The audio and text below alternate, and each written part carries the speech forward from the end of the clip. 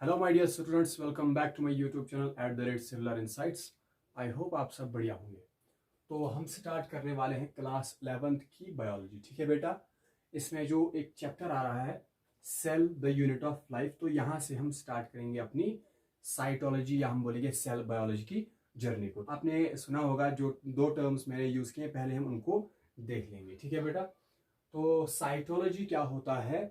जब आप स्टडी करोगे structure and composition of cell. ठीक है बेटा, तो कोई सेल है, जब उसका स्ट्रक्चर आप देखोगे, उसका कंपोजिशन आप देखोगे, ठीक है बेटा, तो उसको हम क्या बोलते हैं? साइटोलॉजी बोलते हैं। तो साइटोलॉजी जो है ये है वो ब्रांच बायोलॉजी की जिसमें आप स्टडी कर रहे हो structure and composition of cell. ठीक है बेटा, इसी तरीके से दूसरा जो वर्ड हमने यूज किया वो है सेल बायोलॉजी। ठीक है बेटा, तो सेल बायोलॉजी जो है ये वो ब्रांच है जिसमें आप कोरिलेशन दिखाते हो सेल स्ट्रक्चर की। ठीक है बेटा, किसके साथ? फंक्शन के साथ। या जब आप एसोसिएट करते हो किसको? सेल स्ट्रक्चर को एसोसिएट करते हो उसके फंक्शन के साथ, तो तब जाके हम क्या कहते हैं इस फील्ड को? Cell biology. तो दोनों टर्म्स हम यहाँ पर यूज करेंगे, साइटोलॉजी और सेल बायोलॉजी। ठीक है बेटा, बट इनका डिफरेंस जानना जरूरी था इसलिए हमने इनको मेंशन किया है। तो अब हमें यहाँ पर एक चीज जरूरी जाननी है कि वो ये है कि ये जो सेल है ये कैसे डिस्कवर हुई, कैसे हमें पता चला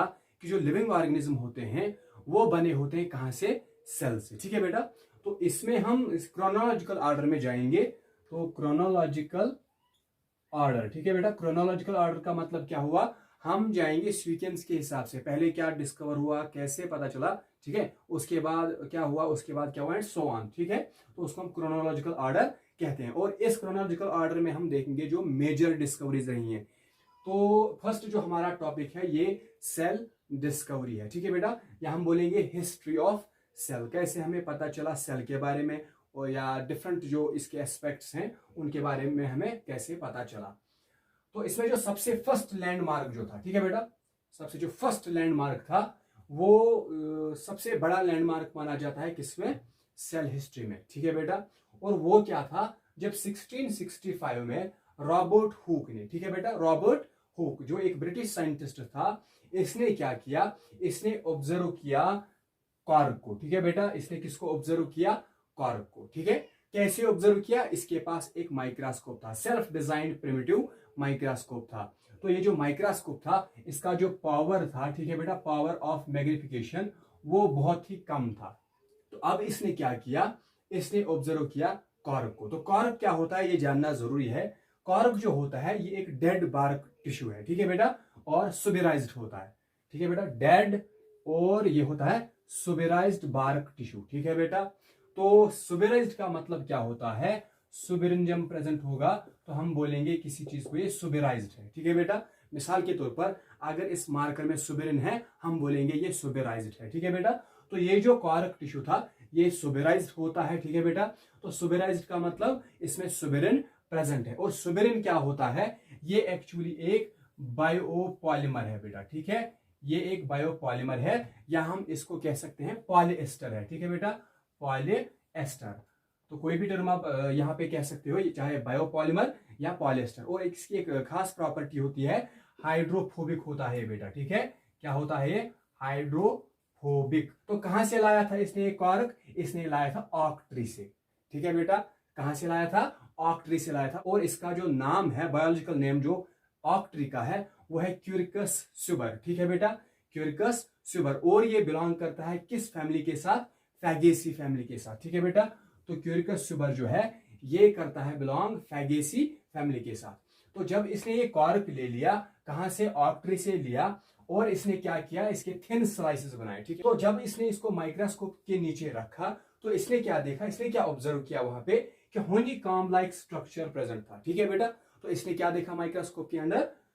हनीकॉम्ब लाइक स्ट्रक्चर्स जो कि हेक्सागोनल शेप के होते हैं। और अगर आप यहाँ ये इमेज देख सकते हो, यहाँ पर कुछ इस तरीके का स्ट्रक्चर इसको ऑब्जर्व हुआ। ठीक है बेटा, तो ये जो चीज एक्चुअली इसको ऑब्जर्व हुई, दैट मीन्स ये जो चीज एक्चुअली उसको दिखी, ये क्या था? ये सेल वॉल था। और इसने क्या किया? इसने इसको नाम दिया। मतलब यहाँ पर ये हर कोई जो हेक्सागोनल यूनिट है इसको इसने नाम दिया सेला। ठीक है बेटा, क्या नाम दिया है? सेला। और सेला जो है ये एक लैटिन वर्ड है। इसके क्या माने हैं? Little room. ठीक है बेटा, या इसके माने हैं लिटिल कंपार्टमेंट।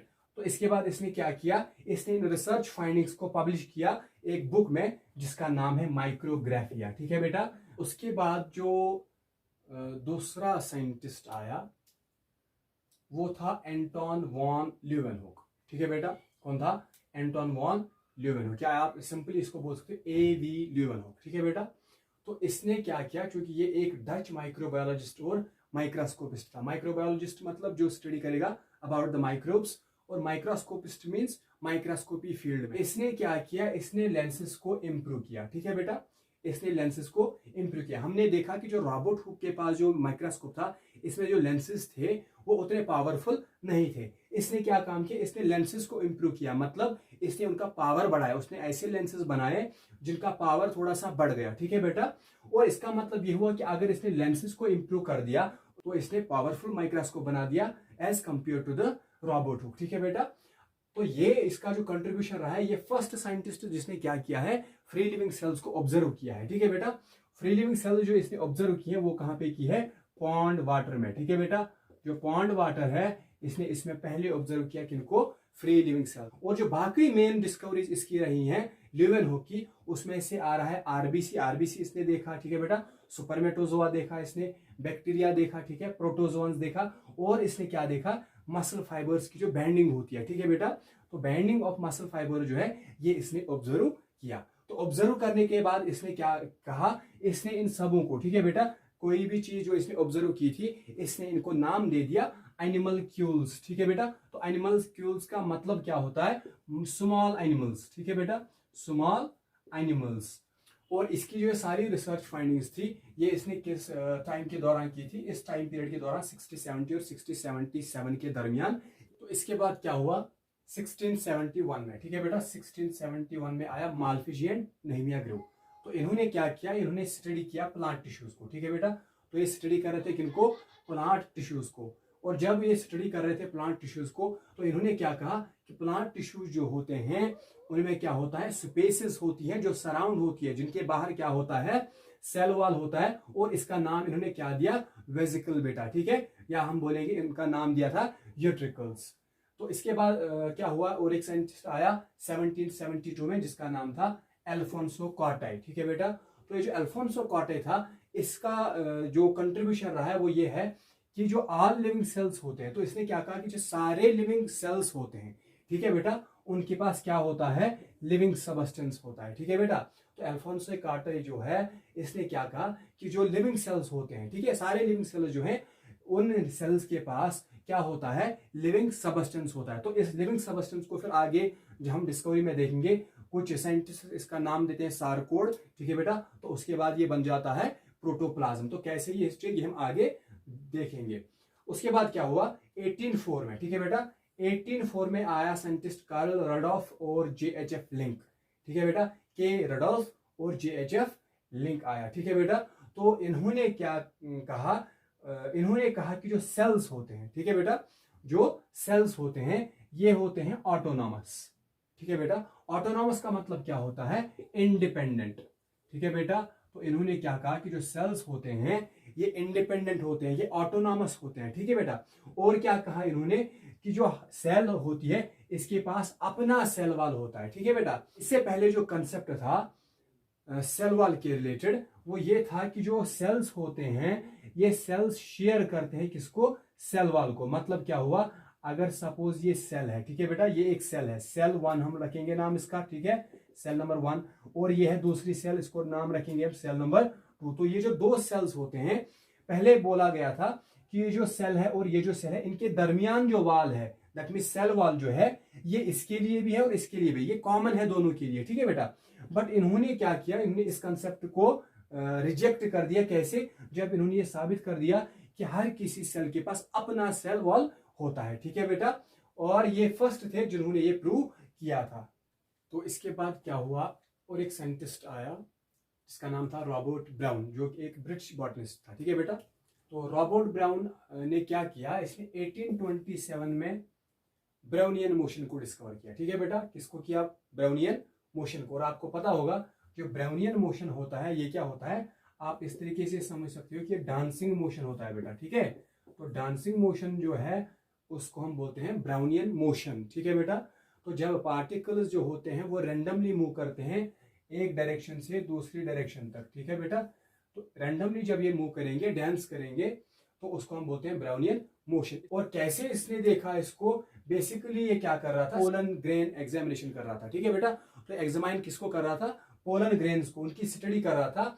और जो पोलन ग्रेन्स थे वो किसके थे, क्लार्किया पल्चला के। ठीक है बेटा, क्लार्किया पल्चला जो है ये एक प्लांट है जो बिलोंग करता है ओनेग्रासी फैमिली के साथ। इसके बाद क्या हुआ, इसके बाद इसी साइंटिस्ट ने इन 1831, ठीक है बेटा, 1831 में इसने क्या किया, इसने डिस्कवर किया न्यूक्लियस को। ठीक है बेटा, इसने किसको डिस्कवर किया, न्यूक्लियस को। जो आपको पता होगा कि ये बॉस होता है किसका, सेल का, तो डिस्कवर किया न्यूक्लियस को। और आपको पता होगा जो न्यूक्लियस है ये एक ऑर्गेनेली है, और सभी ऑर्गेनेलीज में से ये फर्स्ट ऑर्गेनेली थी जो डिस्कवर हुई है। ठीक है बेटा, तो nucleus is the first organelle that was discovered by Robert brown इन 1831। ठीक है बेटा, अब ये न्यूक्लियस इसने कैसे डिस्कवर किया, एक्चुअली ये क्या कर रहा था, ये स्टडी कर रहा था, इन्वेस्टिगेशन कर रहा था अबाउट द फर्टिलाइजेशन। ठीक है बेटा, आर्चिडेसी और एस्केप्लेडिएसी फैमिली जो है, इनकी फर्टिलाइजेशन को स्टडी करने के दौरान, इन्वेस्टिगेट करने के दौरान इसने क्या देखा, ओपेक एरियाज देखा है। ठीक है बेटा, तो इसने कुछ ओपेक एरियाज देखे, या हम बोलेंगे कुछ डार्क एरियाज देखे, और उनका नाम रखा है इसने एरियोला, या इसने नाम दिया है न्यूक्लियस। तो इस तरीके से जो न्यूक्लियस है, द फर्स्ट ऑर्गेनेली जो डिस्कवर की है किसने, रॉबर्ट ब्राउन ने इन 1831। उसके बाद क्या हुआ बेटा, 1835 में फेलिक्स दुजारदीन जो है ये स्टडी कर रहा था बेटा एमोइबाइड प्रोटिस्टस को। ठीक है बेटा, एमोइबाइड प्रोटिस्टस को स्टडी कर रहा था। जो एमोइबाइड प्रोटिस्टस होते हैं ये फोरामिनिफेरा में आते हैं। ठीक है बेटा, फोरामिनिफेरा में, तो ये इनको स्टडी करता था। और इसने क्या देखा, ये जो प्रोटिस्टस हैं, एमोइबाइड प्रोटिस्टस हैं, इनमें एक फ्लूइड एक्सूड आउट होता है। एक्सूड आउट का मतलब क्या होता है, बाहर निकलता था। ठीक है बेटा, जिस तरीके से अगर हम किसी चीज को स्क्वीज करेंगे, स्क्वीज करने के बाद वहां से लिक्विड निकलेगा अगर वो वेट हुआ तो। ठीक है, इस फ्लूइड को देखा इसने, जिसको अल्फोंसो कॉटे ने लिविंग सबस्टेंस बोला था। और इस लिविंग सबस्टेंस को, इस फ्लूइड को, ठीक है बेटा, इसको इसने नाम दिया सार्कोड। ठीक है बेटा, तो मतलब क्या हुआ, जिसको हम प्रोटोप्लाज्म कहते हैं, वो हम आगे देखेंगे। मैंने पहले ही कहा कि जो अल्फोंसो काटे था, इसने बोला लिविंग सबस्टेंस। ठीक है बेटा, अब इसी लिविंग सबस्टेंस, इसी फ्लूइड को फेलिक्स दुजारदीन ने क्या कहा, सार्कोड।